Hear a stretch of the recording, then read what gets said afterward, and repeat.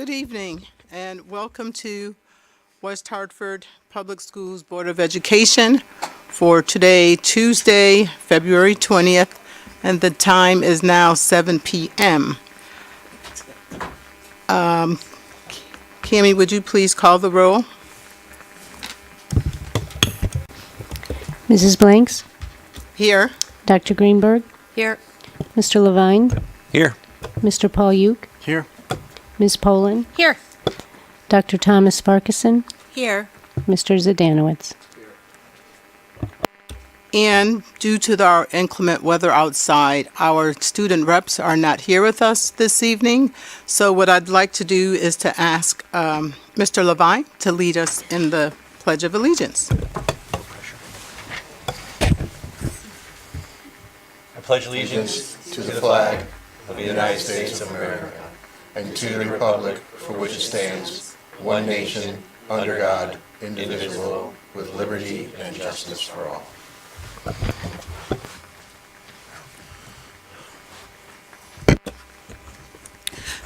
I would say the only revision to the agenda order is our student participation. And so therefore we'll move. I looked at the public communication sheet and there wasn't anybody signed up because we really have a full audience tonight, not really. But we will move right to the next agenda item, which is unfinished business. May I have, a motion by Cheryl Greenberg, Robert Levine, Deb Polun to accept the revised policy 6310, which is the second reading, and a recommendation that the Board of Education accept as a second reading the following policy, which was revised by the Board Policy Subcommittee, 6310, graduation requirements. Do we So do we call need to- for a motion? A motion A that we already motion made? Do we second That we it? already made, and to vote on the second No, I mean, reading. it says a motion here. Anyway, I'll remove it. I mean, move it again. Okay. And then I need a second. I'll second it. All right. Now, call for the questions or discussion.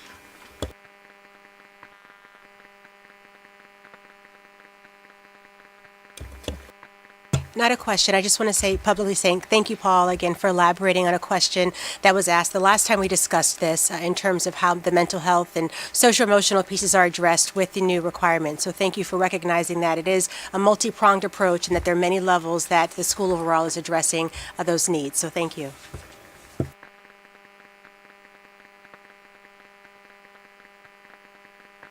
That's it? Okay, we'll call for the vote. All in favor? Aye. Aye. All right, motion carries. Thank you.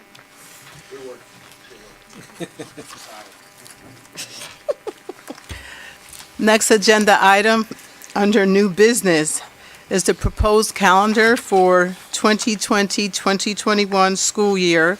This is the first reading, and the recommendation that the Board of Education review as a first reading the proposed calendar for the 2020-2021 school year.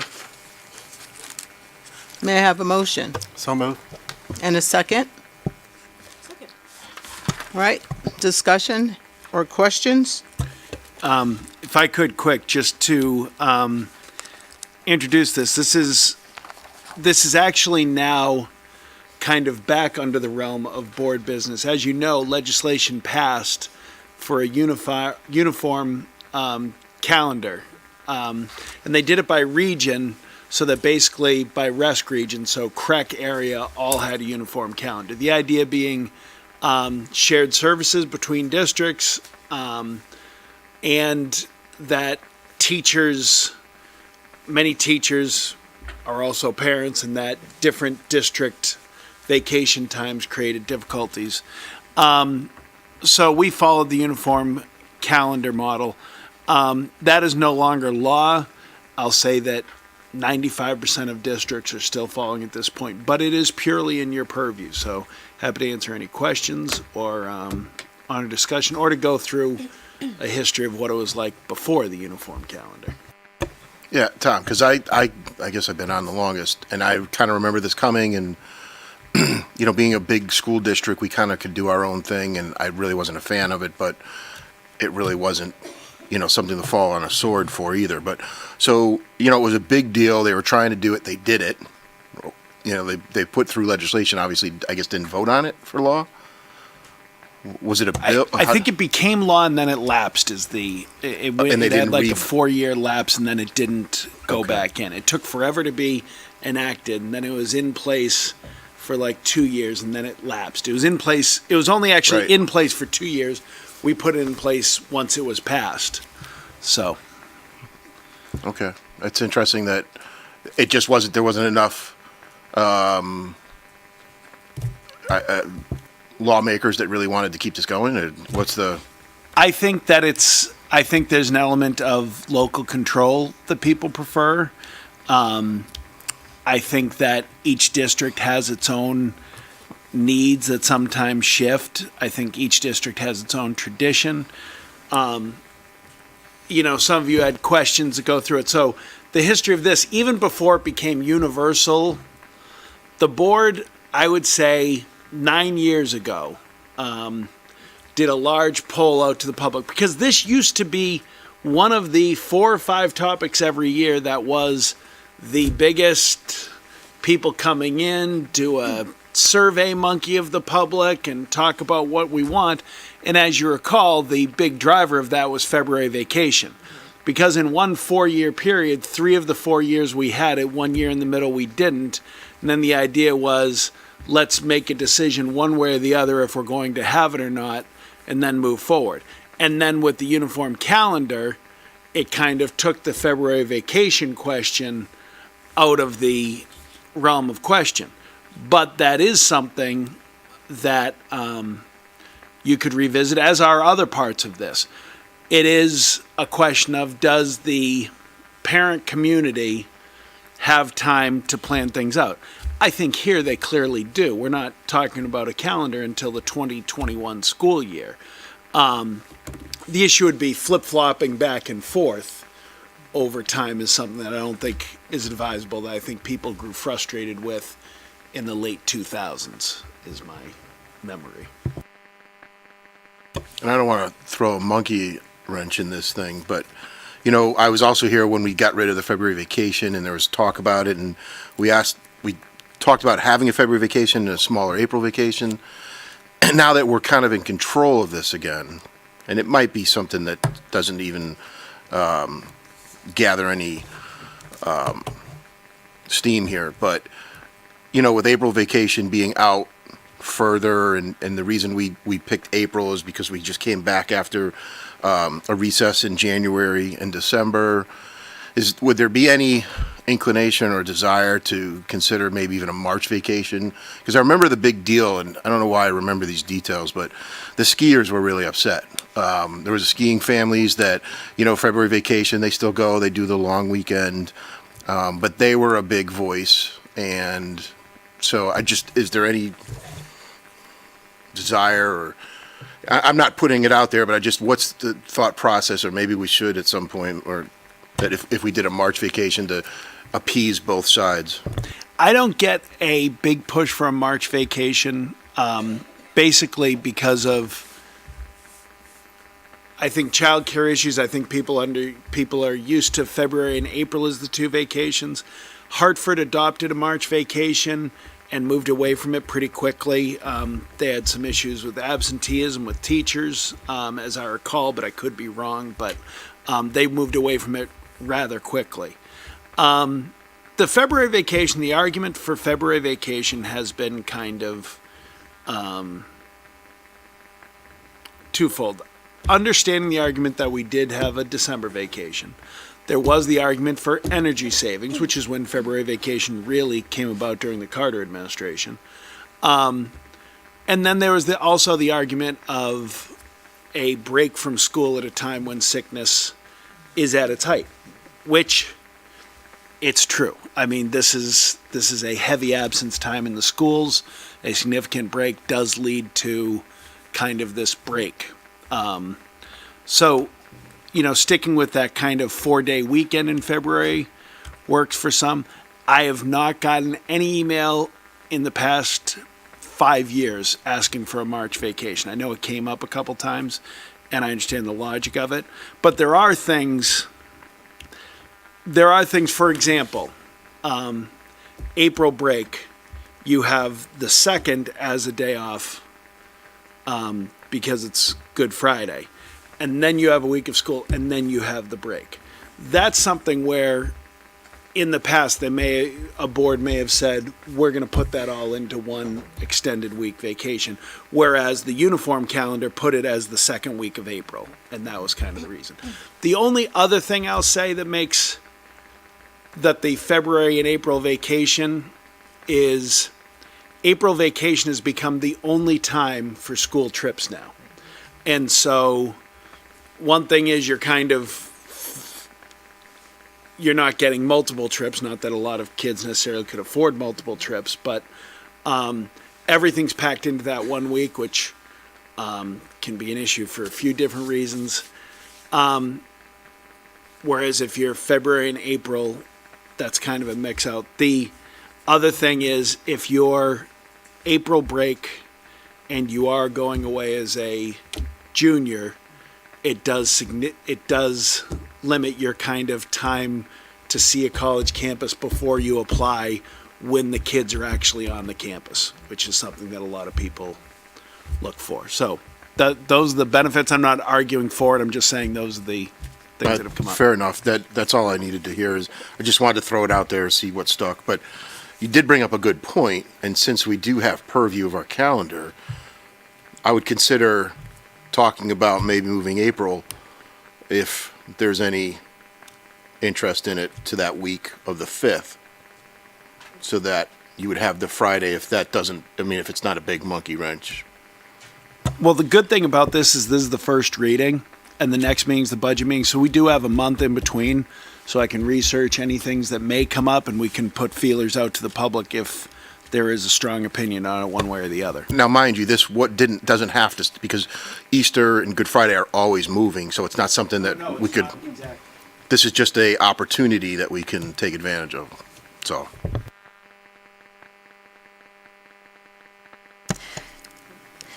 Another option, and I don't think I advocate it, but we do already have 2 days off, Monday and Tuesday in February. So in theory, if we wanted to put back a break, it's only an addition of 3 days, not 5, to add it. I'm not advocating for it. I'm just saying if it turns out there is sentiment, it's not as drastically problematic as it might be.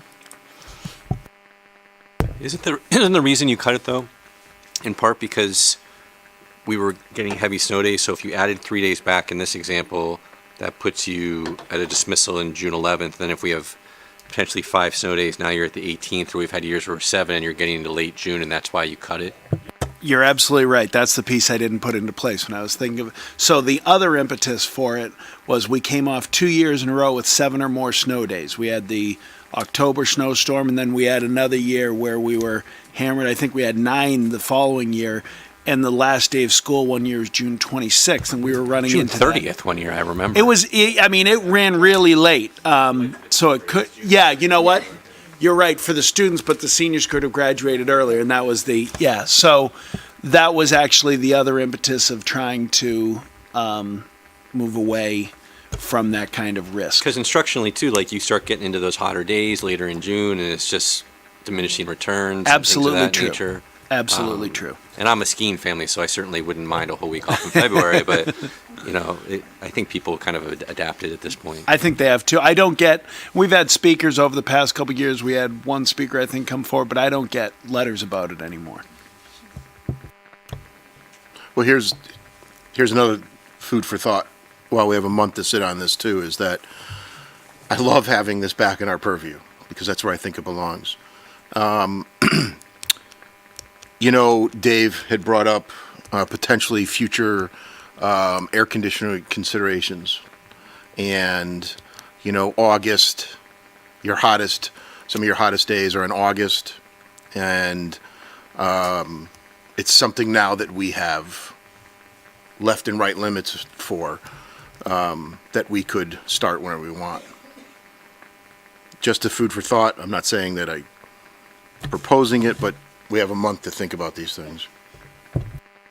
So, Mark, I don't know if you're like in my head, but but I totally agree with you. And so when I was looking at this calendar, the first thing that jumped out to me was how late Labor Day is this year, or the year that we're looking at, 2020.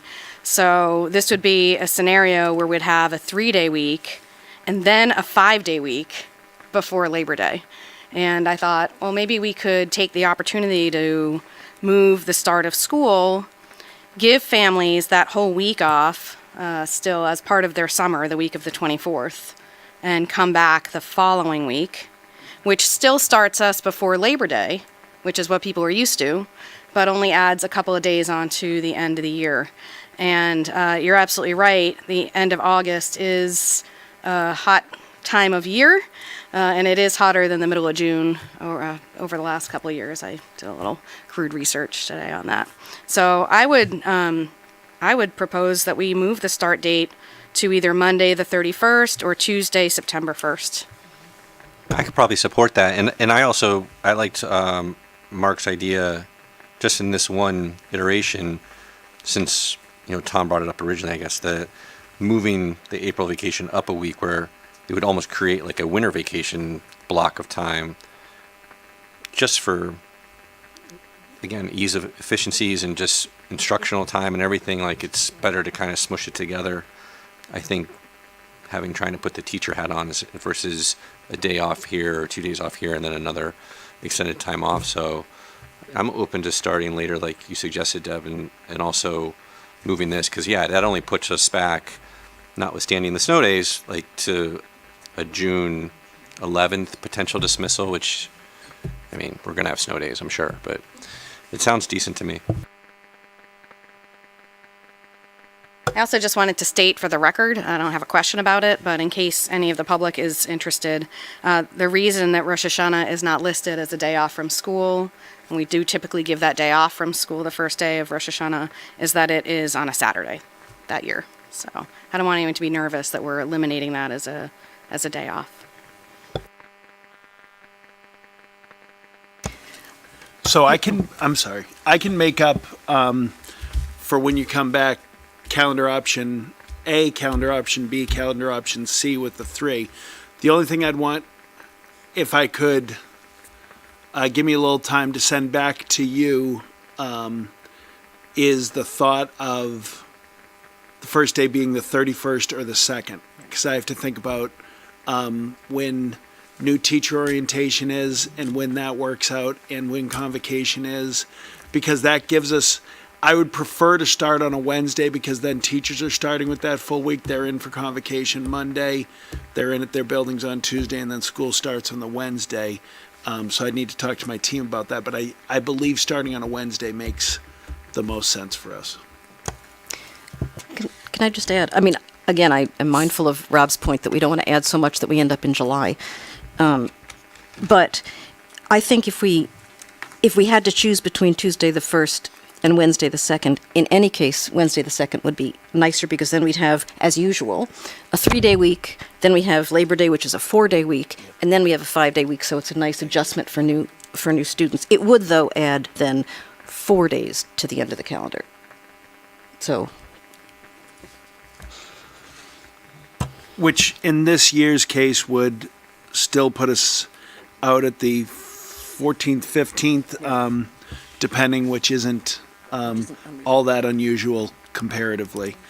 And this is something where I would also state, I've emailed you this legislation that's been introduced and supported by many boards about mandating how long the school year is for seniors. As you know, right now I'm beginning to get a lot of questions about people want to fly in. What date is graduation? I have to say we can't say until April 1st, which is the way the law has been. And there's a proposal for legislation that would move that back, that we could announce it, and that seniors might have to only do either 172 or 175 days. Massachusetts does it in a similar manner to that, so we could lock in graduation earlier. Not as big a deal for us, because we do graduation on site, but for those schools that rent graduation halls, large enough venues to hold their graduation, it's a major concern for them. So they're kind of driving this more than we have been.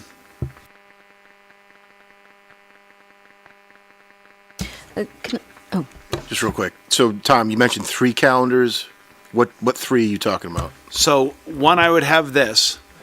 One, I would have the April vacation looking longer. And one, I would have the April vacation looking longer, as well as the later start date most likely being on the 2nd. I guess I could do 4, one with starting on the 2nd without an April vacation also. I just got the room temperature. I was thinking 2. Me too. Okay, Just to whatever save you some work. however you direct me, And I'm fine. No, with it. no, and I just, I don't want to speak for everyone, but that's kind of what I was getting with eyes, and that maybe the 2nd, well, maybe 3's better, because if you've got vacation, or teacher days that you have to fit in, you know, whatever recommendations, but I thought that we were talking maybe the 2nd of September and Yeah. moving April just as one move for the entire calendar. So, I don't know what your thoughts are. Could be. I was I thinking think- exactly the same thing, but I was going to say, maybe the possibility is, can we have, this calendar is one option, and the other calendar being whichever day turns out is the appropriate first day, you tell us, and then that we move the April vacation to the way Mark suggested, unless you discover a reason that that's a bad idea, in which case we will. I get another option in that case. Yeah, but that, I think you're absolutely right. To vote on 4 when we're all agreed that if we can move those things, we would like to, seems mean, if too much everyone's time for you. And, you know, so What- save you some work. Right, so what we're hearing is 3. You're going to come back with 3 calendars proposed. Well, 2 plus the current one here. No, you're going to eliminate the current one? Well, not eliminate the current one, but what I'm counting as 3 is we have this one here, and then the 2 that are being proposed at the table. What we're saying is mix the 2 and choose a new first day according to whichever Tom thinks is better, and move the April vacation unless that doesn't work. And we leave, right? You could move at the meeting to adjust it anyway if it didn't, so that's fine. That's fine. So we have a vote, though. We still have a vote, right? Well, I think it's just to accept it. Right, right. But we still need to vote to accept the first reading, because that was the discussion. Okay, so are we all ready? All in favor? Aye. Okay, thank you. Motion carries. Next on the agenda is the ratification of the West Hartford Federation of Educational Secretaries. Recommendation that the Board of Education ratify the negotiated agreement between West Hartford Federation of Educational Secretaries and the Board of Education for the period of July 1st, 2018 through July 30th, 2020. May I have a motion? 2022. Freudian slip. And a second? Second. And questions, discussions, and we have Dr. Morrow and Mr. Ledwith at the table. Good evening, everyone. Before you for approval is a ratified agreement between the Board of Education and our Federation of Educational Secretaries, group of about 54 administrative professionals around the district and within Town Hall here. Secretaries ratified this agreement late last week, and the contract you're voting on this evening is a 4-year contract and will call for wage increases of 2% retroactive back to July 1st of 2018, 2% wage increase in 2019-20, 2.25% in the third year, which is 2021, and 2.25% in the fourth year, which is 21-22. In addition, the secretaries agreed to some significant healthcare changes, which mirror the changes that we voted on last month with the teacher's contract. So our secretaries will be moving off of our board-sponsored healthcare plan and onto the state partnership plan effective July 1st. The state partnership plan, if you remember our conversation from last month, is a program that allows all municipalities, if they want, the opportunity to join the state plan. And we will do that effective July 1st. The plan, as you may remember, comes with a pretty aggressive wellness program. calls for mandatory annual preventive visits, mandatory colonoscopies at certain ages, mandatory breast cancer, cervical cancer screening at certain ages, mandatory cholesterol screenings on a year-to-year basis. And then if folks do not adhere to that aggressive wellness program on an annual basis, they'll be subject to certain penalties, which call for an additional premium of $100 a month if they don't adhere to the wellness program, as well as additional deductibles of $350 a year for an individual and $1,400 for a family. We do feel, as we talked about with the teachers as well, that this plan will provide some more stability to our healthcare costs year over year. The average increase is averaged about 2%, 2 percentage points lower than ours has over the past several years, so that will provide less fluctuation in our costs year over year. In addition, we will increase the premium cost share. So right now, an employee, a secretary, contributes either 16.5% if they're in the HMO and 18% in the PPO. We will increase those premium cost shares up to 20% over the course of this contract for enrolling in the state partnership plan. In addition, we do have a reopener in this contract, so in the event that anything changes, if we become subject to additional costs or changes in the benefits, that calls for a reopener in the contract. We'll sit back down and we'll negotiate those changes should they occur. But we're confident that this plan is going to provide significant benefits to us over the at least next 3 years. In addition, we've increased the pension contribution by 35% over the course of these 4 years. So we'll increase it from 4.25% up to 5.75%. And that's the employee's cost share into the pension plan. And then we agreed to two other, I would say, minor changes in the contract. So there's a flex schedule option for an employee to take advantage of if they wanted to flex their schedule on a particular day. They'd have that opportunity to make that request. And then we also made some changes to the layoff language. In the event that we did have to lay off a member of this bargaining unit, we amended some of the bumping language that was within the contract. So that summarizes the agreement.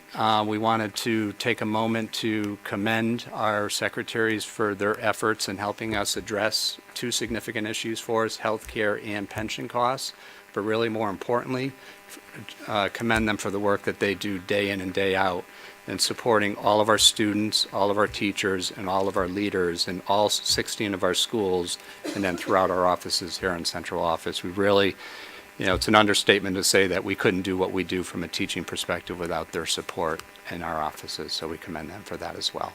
So I'd be happy to answer any questions that the board had on this agreement. Thanks, Rick. So how many, if you said it, I've missed. 54. Oh, that's it? 54? Yeah, But, as I remember going through the negotiations for our healthcare, we were really counting on really kind of these 54 plus everyone else to help with that. So are we, you said it, but we will potentially see significant, even though general wage increases, we may see even potential savings here overall. Not on the 50, right. Yeah. With the healthcare and overall, we're actively negotiating with all of our other bargaining units as well, and we actually have a tentative agreement as of this afternoon with another one. So you'll start to see plenty of agreements coming before you over the next several meetings. And if we were to roll everybody into this plan, we're looking at significant reductions in our retiree healthcare liabilities. So having said that, because there are 3 and sometimes 4-year contracts that we've maybe voted on last year, can we break into those contracts? We can. Okay. Yeah, That's what we're doing. So Thank we're doing you. what's called a reopener. So that those contracts we would ask Like them breaking to into reopen. better. No, reopeners. Not as bad as that.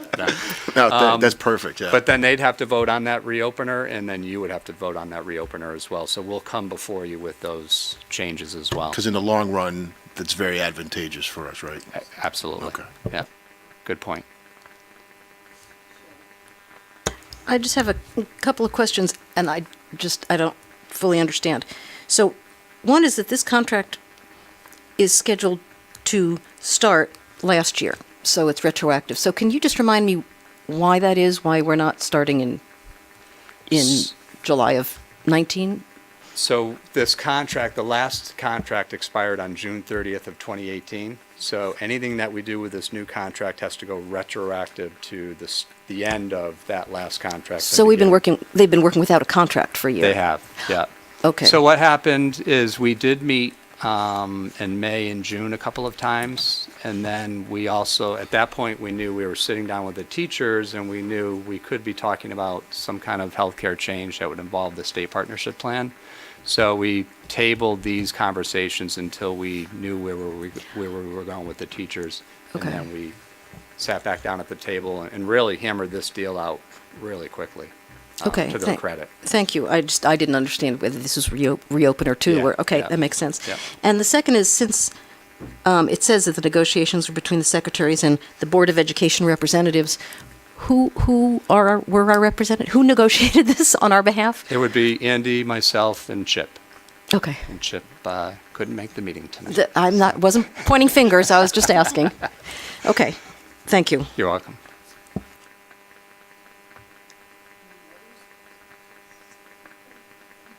All right. Thank you, Dr. Morrow and Mr. Ledwith. You have to vote on Are we ready it. for the vote? Yeah. All in favor? Aye. Thank you. Motion carries.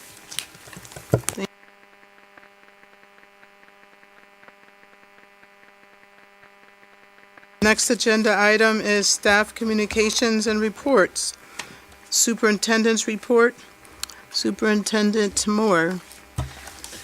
All right, well, we're going to keep this short in the interest of getting us all home. In what's clearly a blizzard out there, because I can see a flake. But I do want to bring up that there is a special election next Tuesday, and that does present some difficulties for us in that it's a school day and we can't dismiss school for every election. And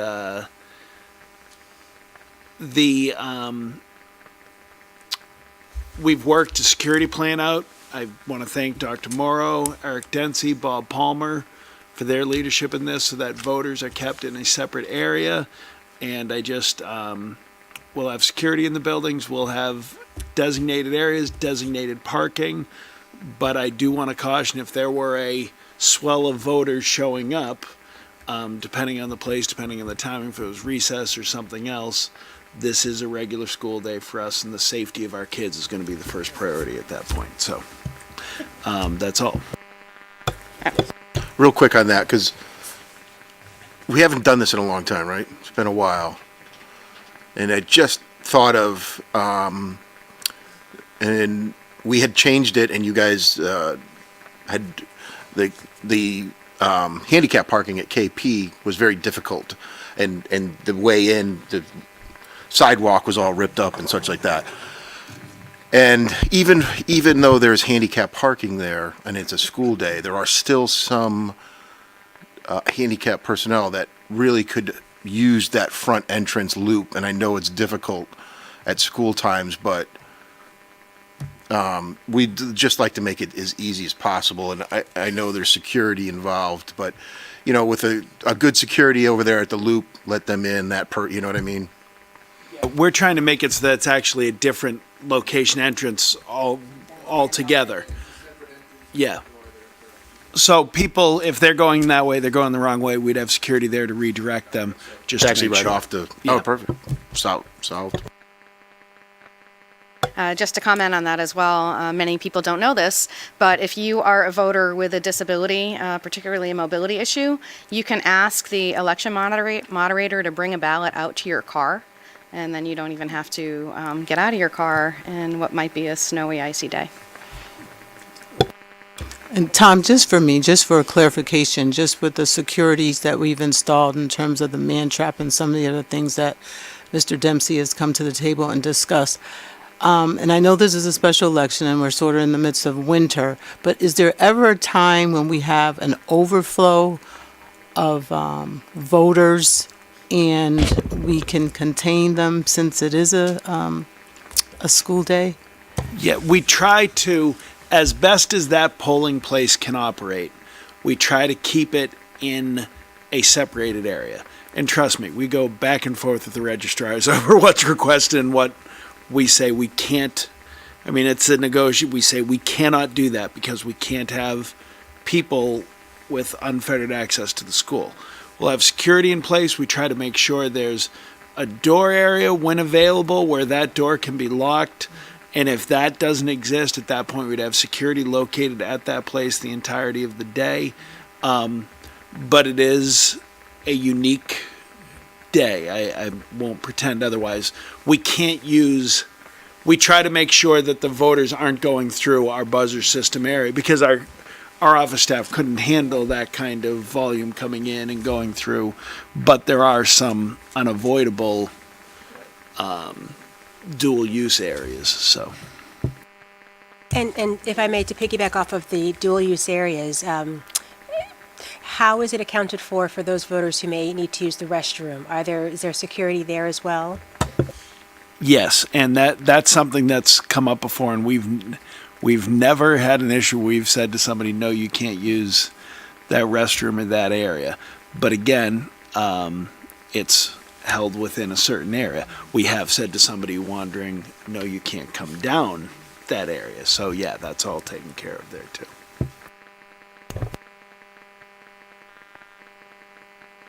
Yeah, and we're monitoring. We try to limit the types of events or things we'd have after school. But as you know, it's also state tournament time. So we don't control when a state tournament game is scheduled or its location. In fairness and reality, I don't expect this to be a presidential election type turnout. I wish it were. It just these elections historically aren't. So our parking, we have a plan for our parking. We have designated spots for our parking. I would say to people, if you see it and the parking lot looks full, pull in because we reserve spots. Because I've gotten calls before saying there are no spots when I've been standing there in rows of 2 spots. You may not see it at first. Pull in. We'll have signage. We'll have areas up, and we'll have security outside also directing people where to park, especially at those times that are higher voter turnout times. The fact is, other than right at the beginning of the school day and maybe a lunch burst, the school day does not coincide with high voter turnout times overall. They tend to happen after school. And so after school, we won't have the same levels of activities that we do on a normal day. One last question about the election. There are more high school students now who are eligible to vote in this election than had been eligible back in November. And I know that Hall High School has made some efforts to reach those additional students. Can you let me know if Conard has done that as well? Yep, same thing at both places. My daughter actually came home and was explaining to me when she'd be allowed to vote. Same discussions have taken place. So I think people have a good understanding at this point. Thank you, Tom. All right, next up on the agenda is staff reports and board discussions. Next Generation Science Standards update. And joining us at the table, giving us background, is Mr. Paul Vicinas, Ms. Ann McKiernan, and Mrs. Carrie Jones will report.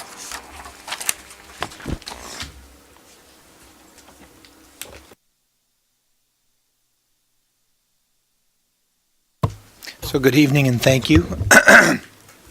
And it's a pleasure to report on Next Generation Science Standards. I wanted to give you, just introduce this and give it a little bit of background and let my colleagues talk about it. But this is really just informational for the board, and the context being Next Generation Science Standards are new standards for our K through 12 science that were adopted by the state of Connecticut back in November of 2015. And since that time, our curriculum writers have spent a significant amount of time writing new curriculum, attending professional development, readying themselves. We've actually had at least 2 years of implementation of some units. And as you've seen with other items that we've brought before you, such as our new graduation requirements, where we're kind of increasing the number of science credits that are required, and certainly alongside these state standards, we have new testing in science.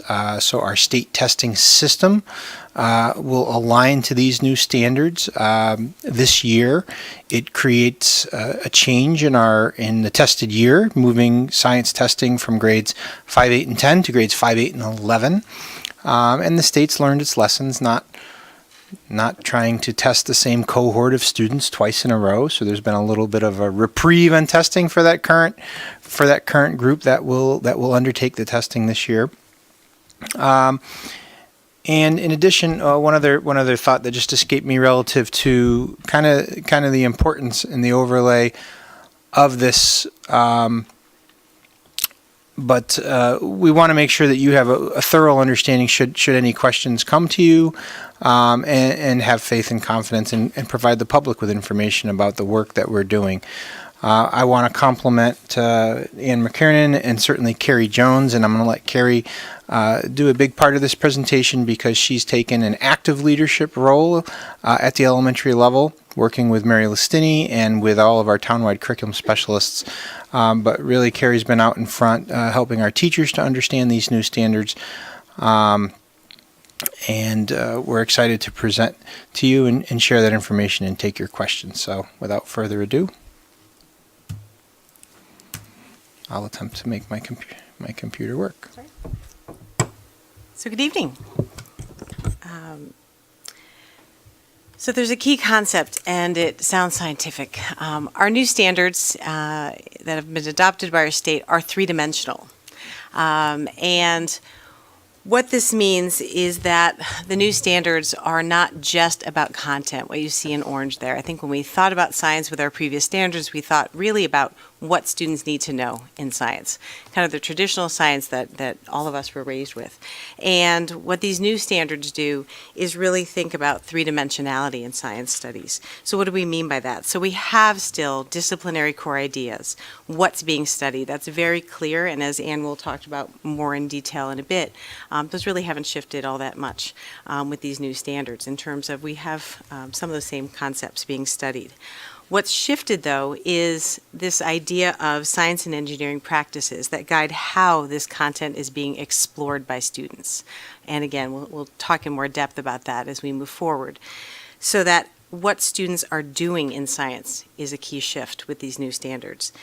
And secondarily, these cross-cutting concepts, how students are thinking about science and engineering, is another critical component that's deeply embedded in these new standards. So what are these cross-cutting concepts? They're concepts that provide focus and sharpen students' understanding of both those content and practices. And Paul, if you can keep going. So when we think about the shifts that are embedded here, I want to focus on number 3 and those cross-cutting concepts.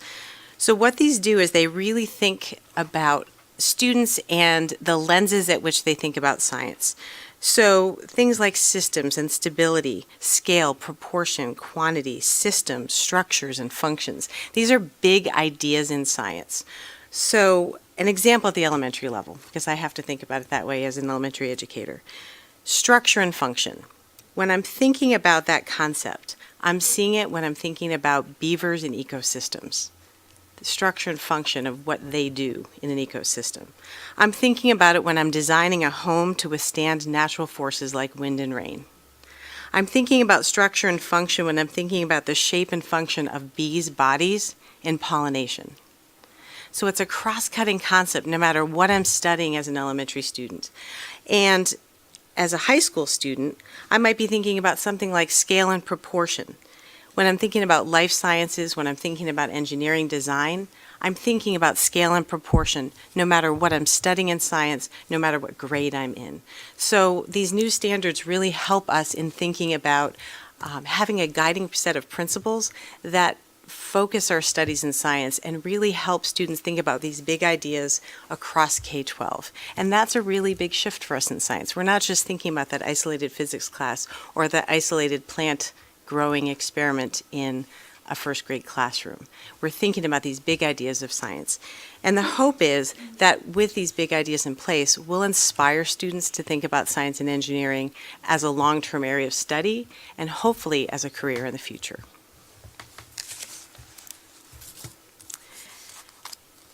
So that's the essence. I just want to repeat that three-dimensional idea is that we're engaging in these practices. We're thinking and talking like engineers, as Ann will talk to you about more in a moment, using these same content, disciplinary core ideas that we've thought about, with obviously new science and engineering ideas embedded, with these cross-cutting concepts to explain scientific phenomena, things that are happening around us in the everyday world, and solve problems today. And this is really key for us. We want our children to be solving those problems that are emerging around us every day. We want them to be thinking about these things and being able to apply these things together. It's the beauty of these standards. They come together in a really complex but exciting way for our students. So I'm going to turn this over to Ann, who's going to explain to you a little bit more about each of these components in more detail. Thank you. Good to see you all tonight. I'm going to have us think back to our own science experiences. I hope they were all good for all of us growing up. The disciplinary core ideas is the way they refer to the content. And if I talk to you about Earth and space science, I don't know what you remember. You might remember a lot, but you might remember learning about the Earth's orbit, moon phases, galaxies, how we even determined there were galaxies beyond our own solar systems, all the laws that govern that. You may have studied some really cool things about plate tectonics and why we have volcanoes and earthquakes, and also you might have studied the fossil record. And these are still very common content that's studied in our Earth and space science that we primarily have a lot of in ninth grade. But the three big areas of our content are Earth and space, life, and physical science. When you studied life science, you might have remembered your biology days. Do you remember phylum, kingdom, all of that? I certainly do. And we still study a lot of that. And the children still learn about what living things are made of and the energy sources that propel life and chemical reactions that take place. And they have that all through their years, spread out all through their K-12 years. And then in physical science, you may remember chemistry and stoichiometry and balancing equations and matter being composed of atoms and molecules, and then getting into really cool things like wave properties. So when I say that, there's not a lot that has changed there. The content is still the core content by and large. One of the big things that has changed, probably one of the most compelling things that's changed, is that now we layer in engineering, technology, and application of the science, which kind of Carrie is hinting at. It's like a deeper, more layered, and more nuanced experience. So some of the things that the teachers weave in throughout all of that content are concepts like, how do engineers solve problems that we see in science? You know, they really have kids thinking about how they define a problem, how they put the limits on a problem so they know it's not so wide they're bringing in too many parameters, how they develop solutions, how they optimize design in a solution. I don't remember doing that. I don't know, as I went through the topics, I had all these memories of these different classrooms, but I don't remember optimizing a design solution for a real-world application. They also take a lot of time to look at the interdependence of science and engineering and technology and that crossover. And finally, what is the influence of this on our society and our natural world? So when you go back to, when you look at this slide, you see a lot that's very familiar, but now with this deep layer of the application and the engineering principles, which I think really brings it to life for the students. Some of these science and engineering principles that the teachers work with the students are pretty cool. They're really cool when you read about what they're asked to do. One of the things is they are always asked about questions. You know, what questions do they have? For instance, they may be asked to clarify relationships about DNA and chromosomes. What questions do you have? You're looking at the relationship. Let's look at the evidence. Where are your questions? Are you just taking this information and repeating it, memorizing it, understanding it, or can you question that information? And that's the heart of science, is to question the evidence. In planning and carrying out investigations, that is something we often did on lab days. We would carry them out. I'd say a big change here is now they more often plan their own. One thing that's been really neat over the last year, I would say, is being on Carrie's side of the our office. It's been filled with stuff. I mean, so much stuff. And sometimes I'm like, Carrie, what do we got going on here? We need a one of those pods, that you'd have in the yard. But the stuff that she has is because we want the children to plan and to carry out and to see, and not to anyway disparage our past teaching practices, but I do remember much more carrying out a set of instructions and almost discovering what had been discovered. And so that's a really interesting way that we bring the science and engineering principles together. Another way is interpreting data. Here's a fossil record. This is where the fossil is found. What does this evidence suggest to you?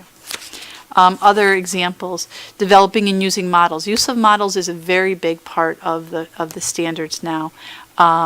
So looking at, again, back at the cell, describing the function of a cell and how it works, creating a model for that, and all of its, all the parts of the cell that provide different functions as well. I have a daughter in 9th grade this year, so I see a lot of earth science myself. But constructing an explanation of the Big Bang Theory based on astronomical evidence from light. Wow, it's pretty big, tall order, big thinking, and wide thinking, and much more than accepting the theories.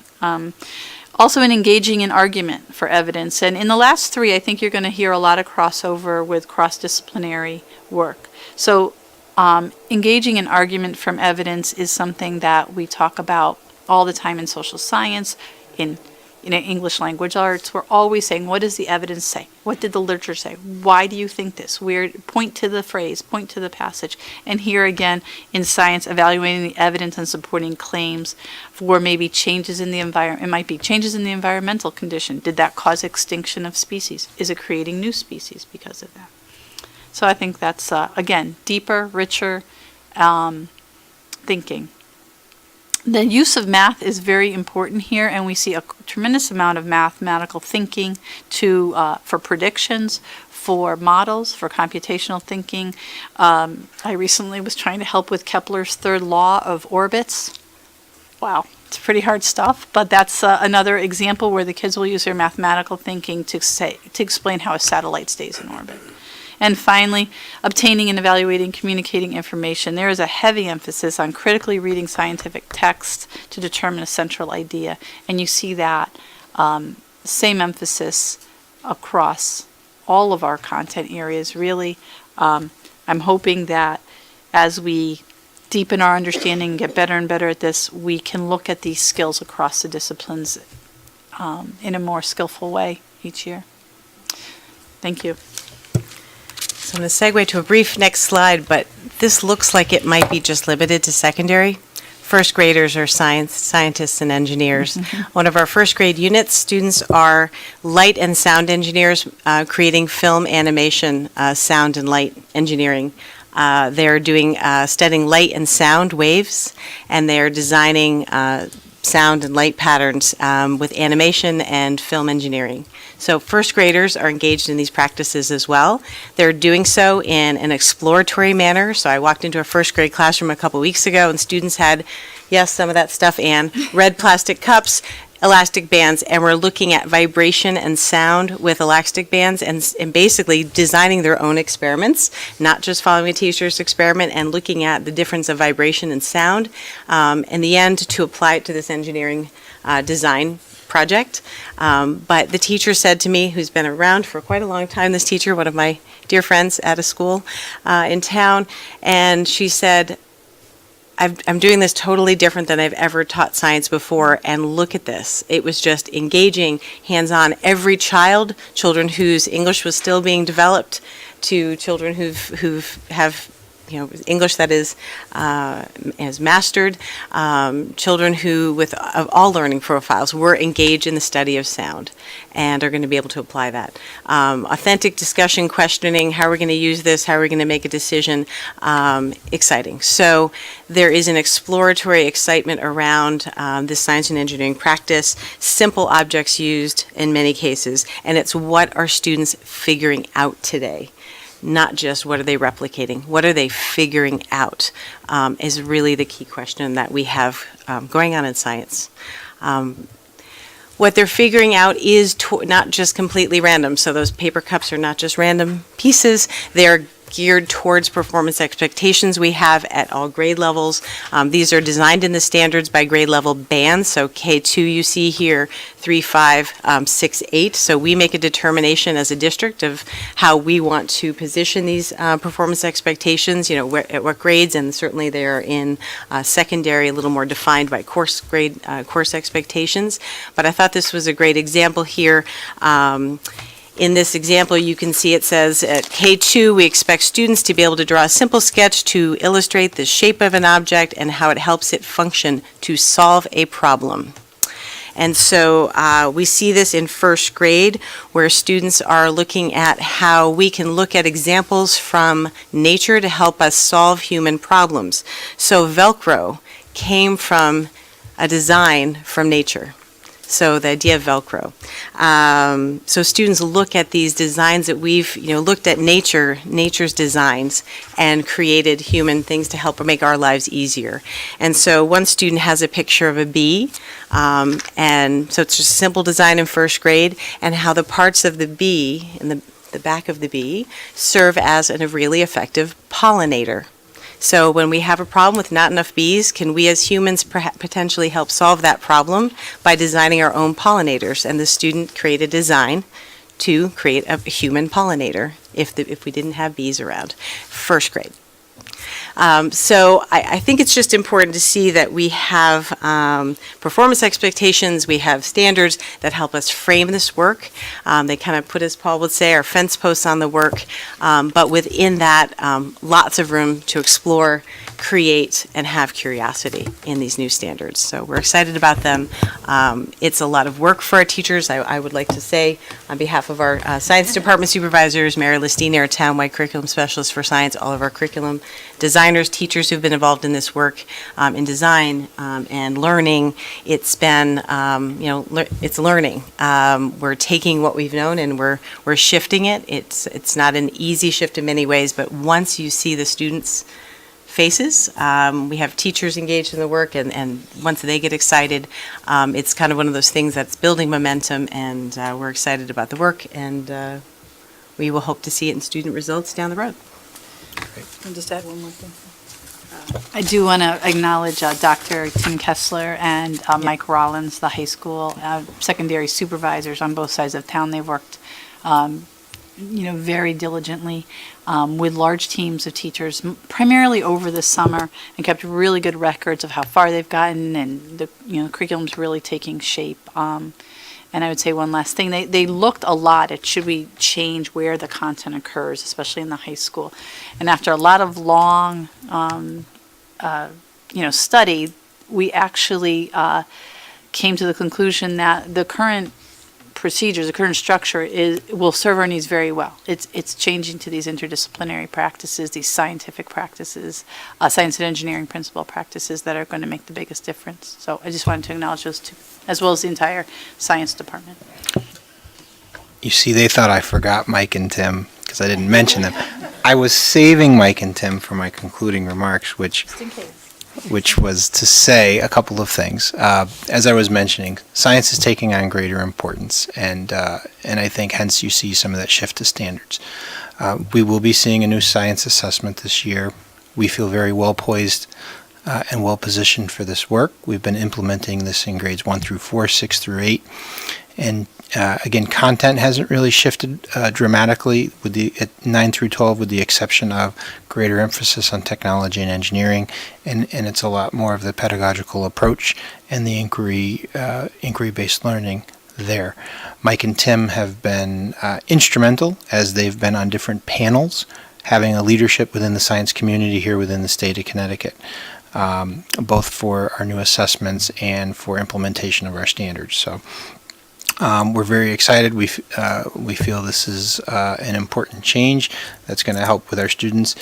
Our testing takes place in May, and in March.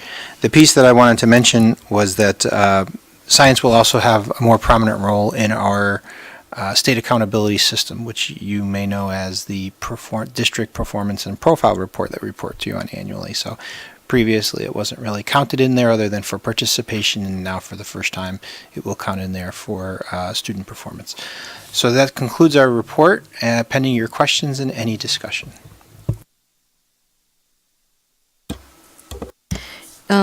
Thank you very much. First of all, I just want to say that not only did I learn about mitosis, DNA development of structure of proteins and things in college, so forget about, I mean, I'm just impressed that I was hard put to answer the question that you posed for the elementary students about evidence of heating and cooling, and some things worked, it's reversible, and some things weren't, and once I got past water and ice, I was stuck. So I just want to say it's really incredibly impressive. And I also want to add how great it is for math, because so many students just learn them as rote formulas, and to see how math applies in various ways is so huge. I just think it's great. I just have a quick structural question, which is I love the way you are building it from essentially pre-K all the way through 12.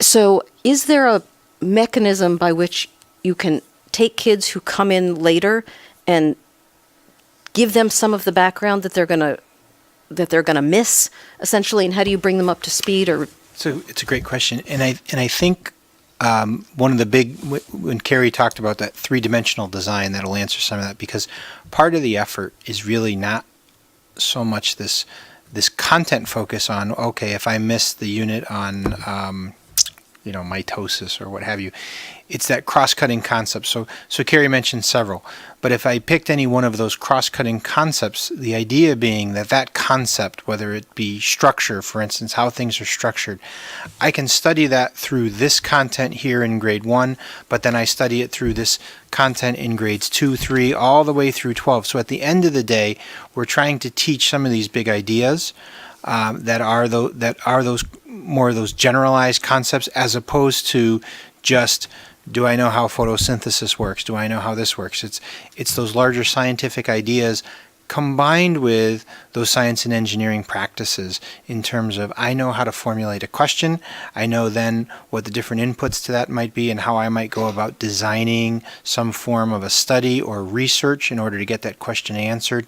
And I understand trial, I understand data analysis, I understand making an argument based on my evidence and interpreting what that evidence shows me. And so that takes a more prominent role than necessarily I have to catch you up on a couple of weeks of content.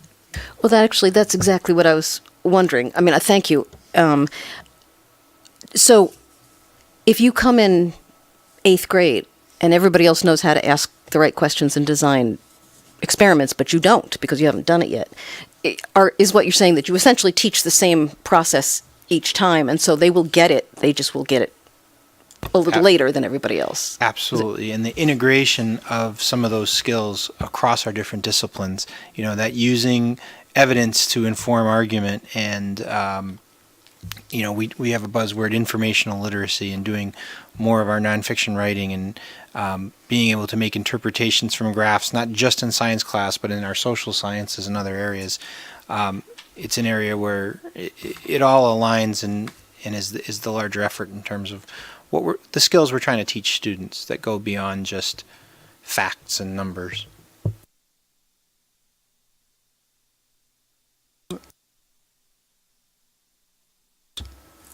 Well, you saw me. Mark, did you want to say something?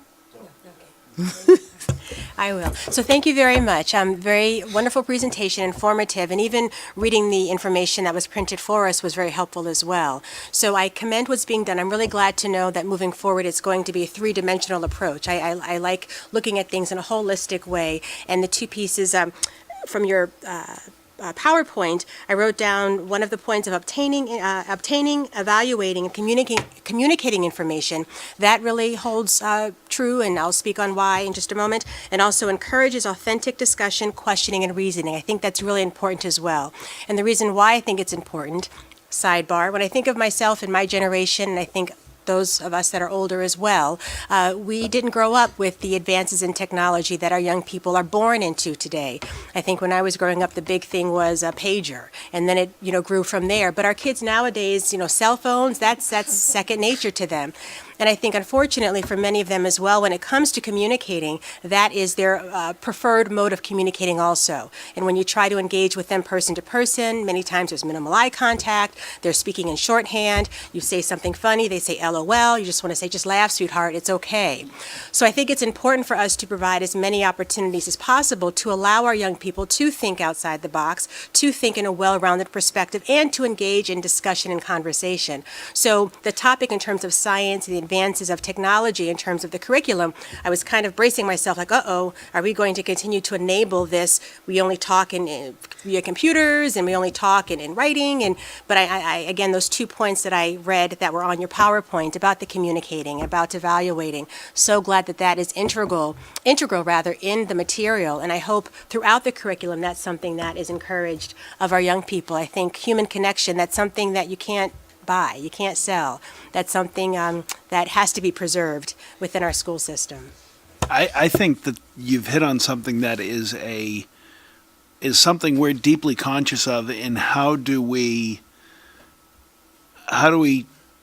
teach students things that is kind of the invisible curriculum in how we relate to each other as human beings that have been that we are looking at and changing. I mean, I think what I loved about Carrie's picture is you see first graders with rubber bands or working on a cup. They're really being lab partners with each other. We're not calling them lab partners, but that's what they are. What do you see? How did this work? And that's kind of building that cooperation. How do we get along with each other from not just different backgrounds, but different abilities, and work with each other and help each other. And that's kind of this underlying curriculum tone that you've hit on that is something we're consciously thinking of when we shift curriculum. I mean, it's no secret, and I think the last meeting it came up. How do we talk to each other? How do we disagree? How do we argue with evidence? Is something that we need to make sure we're focusing on with our kids.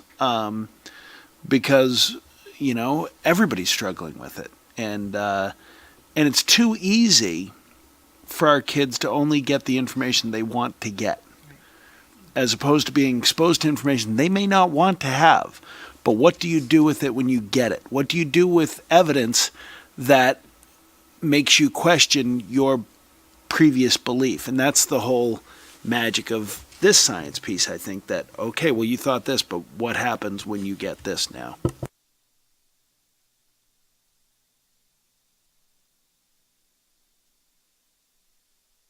So, I just have a comment. I have a question in there too. But first of all, the material that you provided was a great read. Like Cheryl said, I found the whole thing fascinating. Just in terms of how the shift, in terms of how it's being presented now, because I remember my children, their friends, and other students have always talked about science, and if they didn't have that passion for it, they're bored by it. And the following question would be, what are we going to do with it? How is it going to be applied when we're an adult? Are we actually going to use it? So I loved when you talked about, you know, drilling it down and actually showing the application in terms of various ways that it can be used, the engineering and the technology behind it.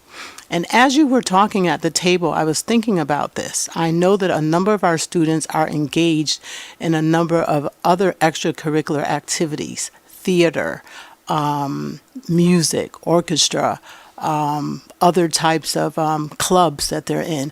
Will there be an opportunity to cross-collaborate in terms of the curriculum? I would say that one piece of discussion that came up recently, it actually came up around graduate. Paul's shaking his head because I think our heads went to the same place. Is this is going to go off topic just a little bit, but just to come back, is we were talking about, we posed to you that maybe computer science might be a half a credit in graduation, and we need to spend more time looking at that before we actually propose that. But one of the thoughts there, which is going to get back to what you said, is do we have enough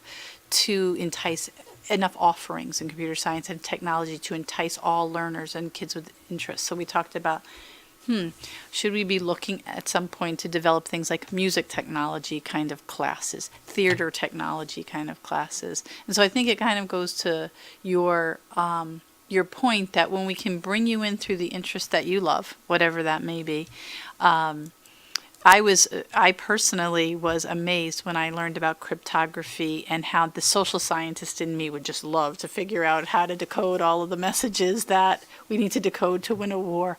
But we talked about those kind of courses, and as we continue to move forward, all of our technology courses, if that's where your mind was going to, right?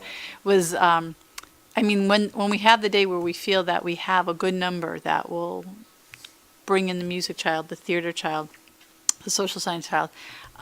So our minds are thinking in that way, and I think the teachers' minds are there because the variety of different learning experiences they're offering students. One other way to really bring kids in, it goes to your point about social emotional learning, is how much the children care about the environment, how much they care about their natural world, and the technologies that are available to make this an even healthier planet for all of us. So there's many ways. I think if that's the heart of your question, I believe we're thinking about it. I believe the teachers are bringing it in and they're challenging the students. The technology piece in this and coming up with solutions to today's problems is really engaging for many children. I think there's also opportunities coming down the pipeline that you've talked about. There's, the College Board will be introducing an AP anatomy and physiology course in the coming years, I happen to be aware of, which is the kind of thing that there's a utility to that course that I know would be attractive to a lot of our students, which make us, look at, okay, not just sequencing, but what are we offering? How do we do it? And they hit on something that we're kind of diving into a little bit more as we look at our own course selection. And you saw when we talked about PE, actually, where it's not just, okay, PE 11, okay, what about strategies in physical training? Because we have to shift the dynamics of what the careers are that we're preparing people for. Because so many of them, A, don't exist yet, but B, exist in separate ways than they have previously. And, when they first passed the new graduation requirements, our biggest, I should only speak for myself, my biggest issue with it is that it treated the career clusters as only math, science, technology. And I kept saying, do you know how many people from West Hartford work in the field of art, in music, that these career clusters, so to find those interest level, but to match them to that questioning of how does this work is something that we've always paid attention to, and I dare say we've done it in some ways better than larger entities have.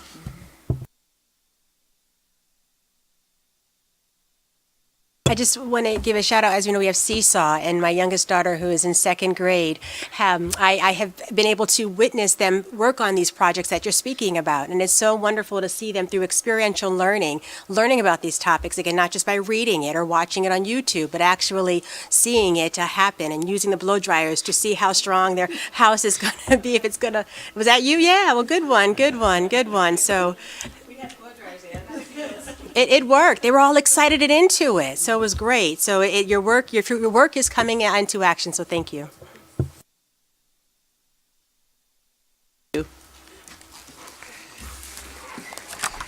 Okay. Next agenda item is routine matters, which should be approval of the minutes. Approval of the minutes from February 5th, 2019 of the regular Board of Education meeting. The recommendation that the Board of Education approve the minutes from the regular Board of Ed meeting of February 5th, 2019. May I have a motion? So moved. And a second? Second. Any discussion, questions, any corrections that was noted that I didn't? Hearing none. All in favor? Aye. Motion carries. Next agenda item, information and reports. Board members, communication and reports from other boards and organizations. Dave? Anyone? Okay. Other information and discussions? None. Our student reps are not here this evening, so I'll move right into the future business. Announcement of future meeting dates. So the next meeting will be Tuesday, March 5th, 2019, which will be our regular Board of Ed meeting, and will be the presentation of the superintendent's budget.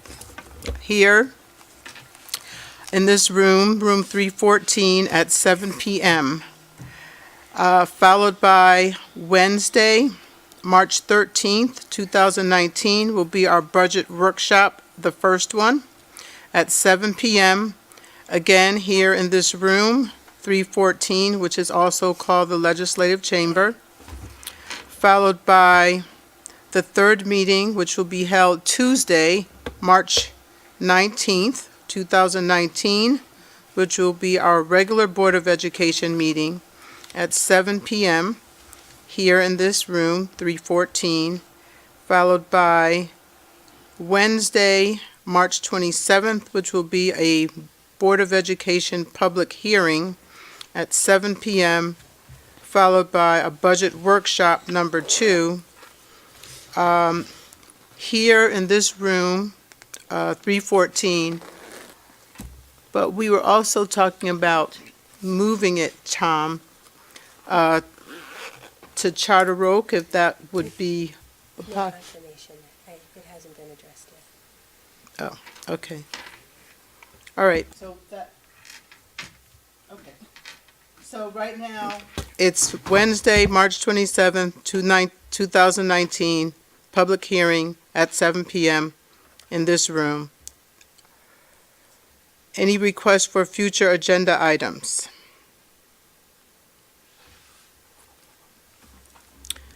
I don't know if anybody signed up for comments from visitors. When I looked at the sheet, there wasn't any. There's no executive session, and may I have a motion to adjourn? Motion to adjourn. A second? Second. And it's about 8:19 or 18. We are adjourned. So